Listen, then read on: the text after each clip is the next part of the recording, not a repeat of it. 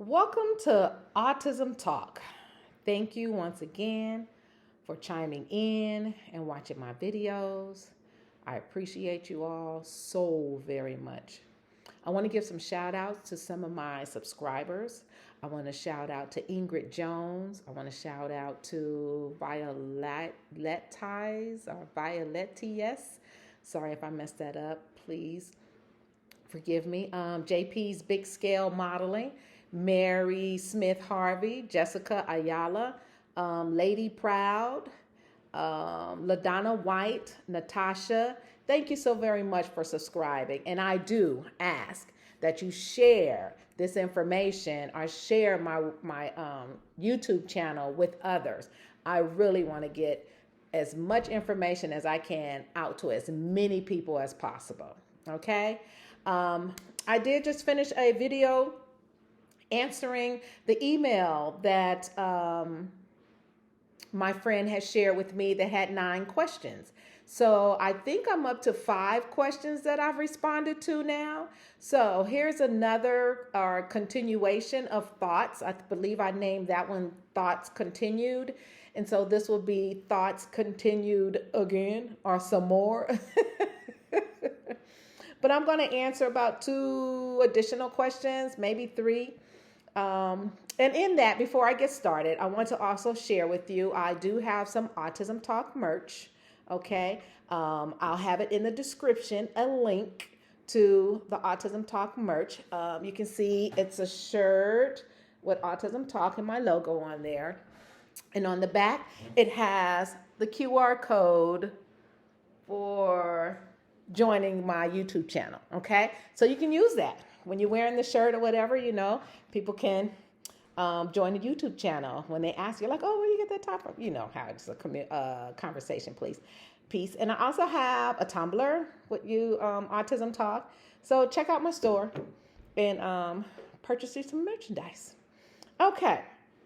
Going on to the questions from the email that I received from a friend. And that email was entitled Thoughts. So I figured I would just go ahead and name my videos after the name of that email topic.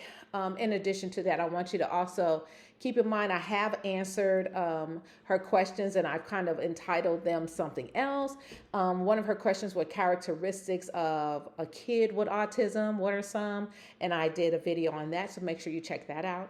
I also did characteristics on adults with autism, so you may want to check that out also. I also did a video on some tips on interacting with children with autism, and I also did one tips on interacting with adults with autism. So those were me answering 2 of her questions. It's just 4 videos, so make sure you check out those videos.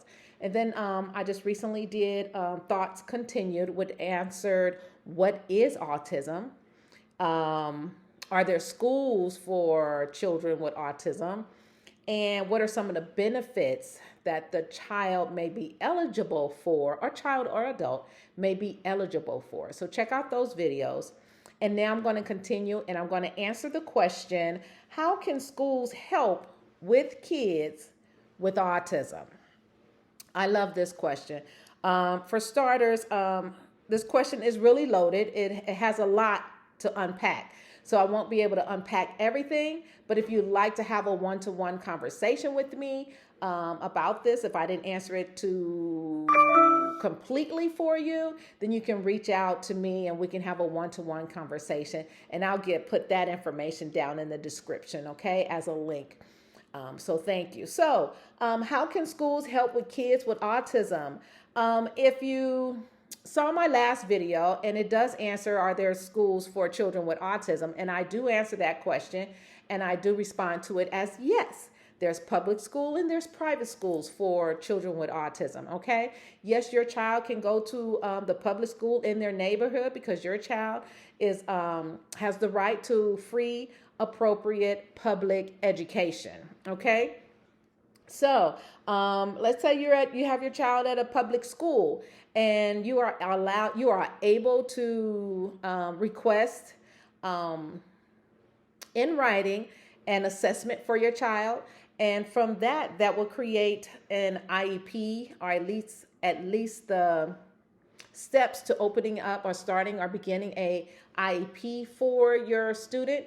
And from there, after your child is being assessed, that school would have to, well, whatever school you have your child go to, but the public schools would have to sit down and have a meeting with you and others in that meeting, figuring out what's the best way to accommodate your child on that campus to benefit them educationally. Okay. So all of that is free of charge. You have nothing to pay. You just have to make sure your child is available to do the testing, okay? The assessments that they do. So they do an academic assessment, they do a psychology assessment, and they do a behavioral assessment. So they'll ask you questions as the parent about maybe some home life things, behaviors or things that you notice that he does or she does at home. They'll have an interview, parent interview, in addition to that also. So just be available and you can do that. So the school can assist by many ways, and even with your input, just by your experiences with your child, things that work, things that did not work. And the school will come up with a plethora of ideas and things that they can use to help accommodate your child in the school environment, okay? They will also try to find out if this is the best placement for your child, okay? So that's answering that question, and it does go a little more in depth. There's a lot to that. And so if you would like to have a one-to-one with me and get further information about it, just check down into the description and I'll have a link so that you can schedule an appointment with me, okay? The next question I would like to respond to is, should I keep my child in public school? That kind of plays right into the first one, right? You can keep your child in public school. You as the parent, as the guardian, as the advocate for your child will find out what's the best placement for your child. Is that public school the best placement for your child, or is it not? Okay. Also, in the IEP meetings, if you get to that stage or step, you as a group, you do this together as a group. They're not against you. You're not against them. You guys are working together for the betterment of the child, okay? Not for you personally, but for the child. What's best for the child. All right. And then you guys decide whether public school is the best place for your child if you're going public school wise, or you might be one of those parents out there, you want your child to go straight to a private school. You have that choice or that option, and you may go to that private school. But once you go to that private school, make sure that they can accommodate your child's needs, okay?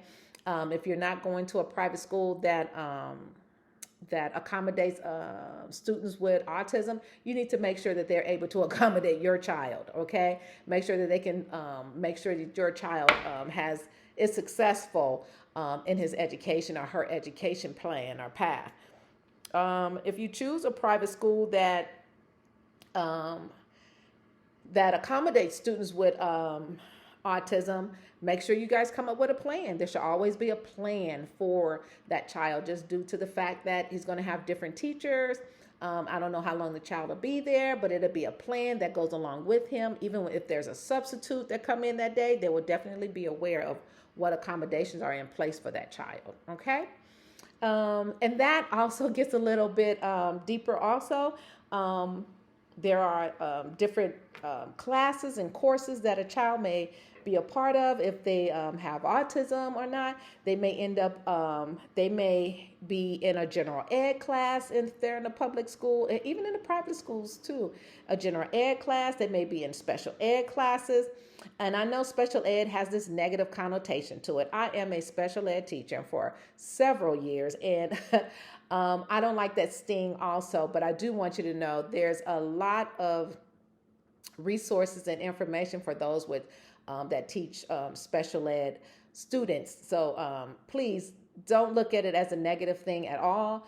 I take pride in what I do. I love my students, and I do what's best for my students, and each one is an individual. They're not all grouped in one lump sum. The benefits of having a special ed teacher or being in a special ed class or smaller class sizes, but that'll be a whole nother video. And also, if you want to do one-to-one with me, you can just check in the description below, and you can set up an appointment for me. So that's two videos that two questions that I've responded to today. And I want to make sure that you subscribe and keep alert, ring that ding bell, that notification bell, so you'll be notified when I do my next video. All right. Continuing on with thoughts, the email from my friend, please subscribe and share with a friend the information that you get from here, and share the website. I appreciate you so very much.